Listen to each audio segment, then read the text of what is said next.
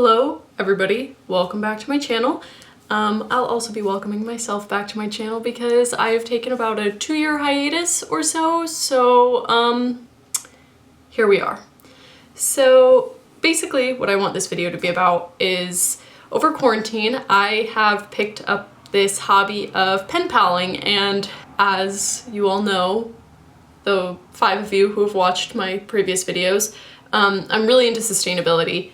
Basically picked up pen paling, and I've been pen paling for a couple years in the sense that like I've been writing to friends and family, but back in April I picked up pen paling like as a more serious hobby where like I make cards and I decorate them and I try to make everything beautiful and artistic because my sister introduced me to pen paling because she had entered the Instagram pen paling community. And I was like, this is so cool. Like, how do I get into this? This is awesome. And so I found a pen pal community through Instagram and also through this website called Global Pen Friends, which I will link in the description so that if you are somebody who's trying to get into pen paling, you can maybe start there or start with Instagram and find domestic and or international pen pals. So this video is about 5 ways that I try to make my pen paling more low waste and more sustainable. So I'm not perfect about it. You know, sometimes I do buy new items, which I try to not do at all. I try to make sure that none of my items are brand new and kind of using what I have, and we'll get more into that. But like it's okay to like buy something new, and it's okay to be like, wow, I just like really want to use this and this is beautiful, and like that's totally fine. Like everything in moderation, right? But these are the 5 ways that I try to keep my pen paling waste to a minimum and try and be more sustainable and intentional about how I'm spending my money and my time and just the way that I pen pal. So the first thing is to use what you already have. And I know you probably all saw that coming, but using what you already have. And for me, that might look a little bit different than it does for most people, just because I grew up with a mom who made cards. So we have so much cardstock, and I'm currently living at home with my parents, so I have access to lots of cardstock and lots of stamps and different embellishing tools and things like that. And I understand that that's not something that everybody has. That being said, I'm also thinking about making a video in the future about how to make stationery with nothing but a paper bag. So make your card or your like template, letter template, and your envelope with nothing but a paper bag, a pair of scissors, and a pen, and make it beautiful and make it something that somebody would really want to receive. So if that's something that you would like to see, please leave a comment down below. Or if you're somebody who knows me, shoot me a text or DM me on Instagram or whatever. So you don't need to have access to all of those things. And you know, using what you have means using magazines, using cardboard, using lined paper, old notebooks. I have this old notebook. I have actually lots of old notebooks, and you can totally use that for letter writing. A lot of my pen pals write to me on notebook paper, and you know, paper from notebooks, like this is paper from a notebook that I ripped out, and I've had that notebook since I was like 10 and never used it up. So look at the things that you have and think, how can I use this and turn it into art, turn it into something beautiful, like post-it notes, all that kind of stuff. So that's the number 1 thing that I do. I'm like, do I have it? Don't need to buy it. And then I move on from there. Second, this is if you have items that you would like to use for pen paling and you don't have them already, but you really don't want to buy them new. And so where does that leave us? That leaves us with thrifting. So fortunately, I live in an area that has 2 thrift stores, and both of them have craft supplies. And a lot of thrift stores have craft supplies and an office section. So I like to go there and see what I can find. And I found some really amazing things. I thrift like all of my stickers. I kind of have a pact with myself not to buy any new stickers or any new washi tape, which is really, really hard because I love stickers and I love washi tape, but I'll show you that you can thrift both of these things. These are the 2 washi tapes that I've thrifted, okay? And I really like both of them. And in terms of washi tape, like I only have 6 rolls of washi tape. That's all that I have. And then I make sure that I use the washi tape that my pen pals give to me. I use all of it up, even if like some of the paper comes off with it, I still use it. I glue it down, so sometimes it looks a little weird. If you're familiar with washi tape, it's kind of see-through, so there will be like bits of brown under it and things like that from where I tore it off of the little piece of paper that they gave it to me on.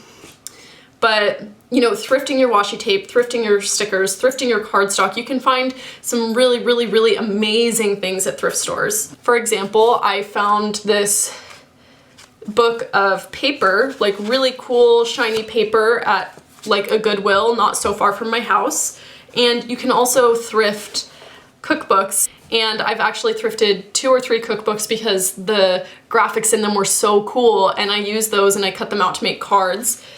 For example, this card was from a cookbook, this little thing here, and this was also from a cookbook as well. So you can get really, really creative with the things that you thrift in making cards. I even included like one of the recipes for crackling bread inside of the card. I always like to put something small inside the card to make it kind of fun on the inside.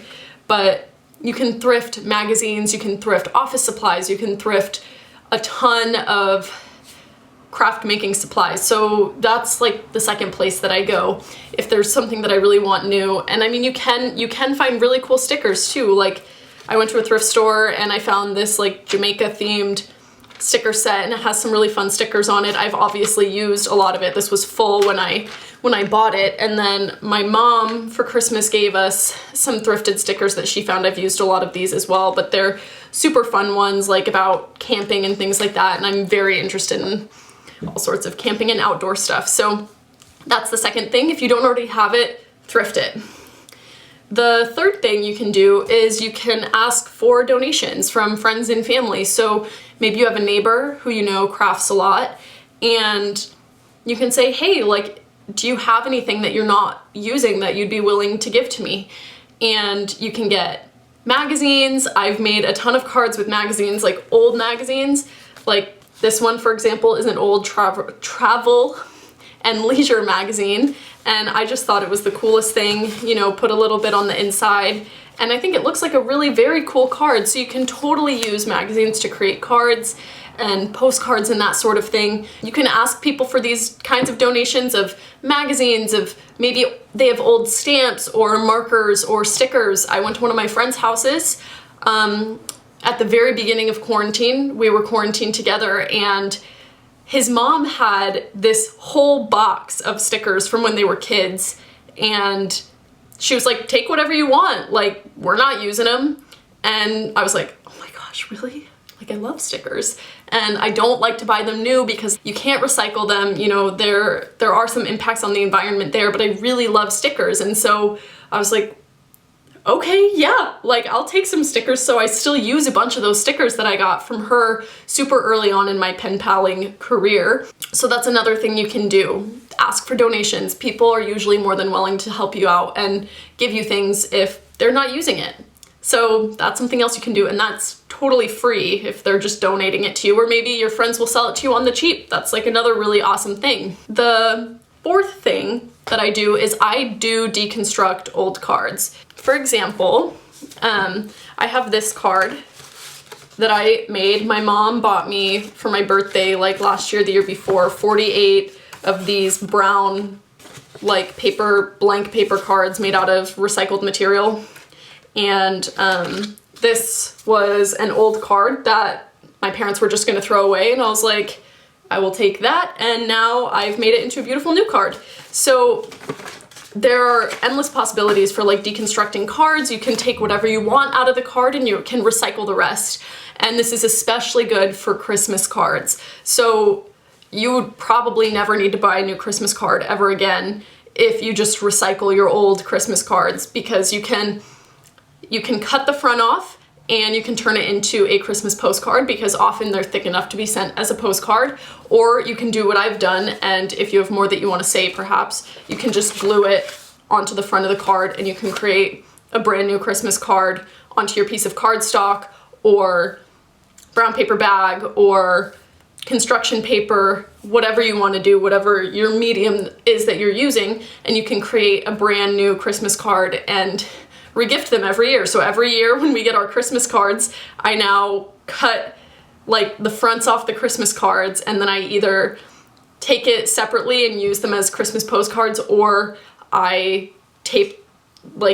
glue it onto a new card. So you can deconstruct old cards, and you do that in all sorts of different ways. So don't ever throw your old cards away if they have really cool designs on them and you're not going to keep them. And the last thing is to think outside the box. Now, I never throw anything away pretty much when it comes to like odds and ends of things. Like, I do a lot of knitting, and so I often get little pieces of yarn like this long, and so I just turn them into cute little bows. So I can just gift this to a pen pal, and I can glue it on maybe to a card that I'm making, or, you know, onto a mail tag, or just send it as like a little gift to my pen pal. Like, I often get little bows and things like that, and they're super fun to use. And I also, like, for example, I have like this strip of yellow from a National Geographic magazine, and this was actually a lot longer, but I had been using this to create a card, and this was the border, and I was like, you know, that's a really beautiful yellow color, I might use that. And I did. I used it yesterday to decorate an envelope that was an outgoing for somebody. So, I mean, there are really endless possibilities for things you can do and what you can use. I also like these are little round cardboard pieces, and I work in retail where I stock shoes, and these are little pieces of cardboard that get pushed out of the shoe boxes, and so sometimes they're just like laying at the bottom of a box, or, you know, if I'm like tagging shoes or whatever, they fall onto the floor, and I just pick them up and I put them into my pocket because they're just trash. And I'm trying to think of different things I can use with those. So one of the things that I did do, this isn't really pen pal related, but I do have a wax seal stamp, and I made this little, I don't know if you can see, it's a little stamp, and it says Top Secret on it, and I did it in red, and then I bordered it in gold, and I just made it into a little magnet. And so this is like an advertisement magnet that I've just cut up and put onto the back. And so there are endless possibilities for things that you wouldn't even think of using or think of doing when you really like set your mind, and if you have something sitting in front of you, you're like, like, what can I do with this? How can I use this? I even made a card once for one of my pen pals. I had this weird quarantine snack craving, and it was something that she and I had been talking about, like, are you having any weird quarantine snack cravings? And I made her a card out of the cereal box that I was having like an obsession with bran flakes at the time for some reason, and so I like cut out the logo and I like pasted it onto a card, and I made like a little tag on it that said like, this is my weird quarantine snack craving, and like on the inside, like the other like smaller things that said bran flakes, I pasted to the inside. So like, you can really use anything. Like, the possibilities are totally endless, you know, and it's not that hard to make pen paling sustainable. I know how enticing new stationery is, believe me, I do, and new stickers and washi tape, and it's kind of a discipline that I have with myself, and every once in a while, like, I'll treat myself to those things, but I really do try to use only what I have for pen paling and for sending out artwork to people, and I use everything that my pen pals send to me. And that's the other thing, if your pen pals send you things, you then have those materials to use. Just like now I have all these different washi tapes that I didn't buy, and I get to use them and repurpose them. And sometimes I even take washi tape like off of the back of an envelope, because washi tape often comes off very easily, and then I can use it again. So always trying to reuse and repurpose items that you find. And that's like, those are like two of the biggest things for sustainability right there, is reusing and repurposing. And so I try to do as much of that as I can, and hopefully this will inspire you to maybe do some of those things as well. And it's not a bad, and just remember that it's not a bad thing to buy things new every once in a while and to treat yourself to those things, but it can be really, really fun and even more rewarding to create something beautiful out of something that you didn't even think twice about. So I will see you all hopefully soon. Let me know if you want me to make that video about how to make stationery out of a brown paper bag, and I will link Global Pen Friends in the description, like I said, and if you're feeling up to it, like and subscribe. I guess hopefully I will be making more videos in the future. It's definitely good to be starting this hobby up again. All right, have a good day. Bye.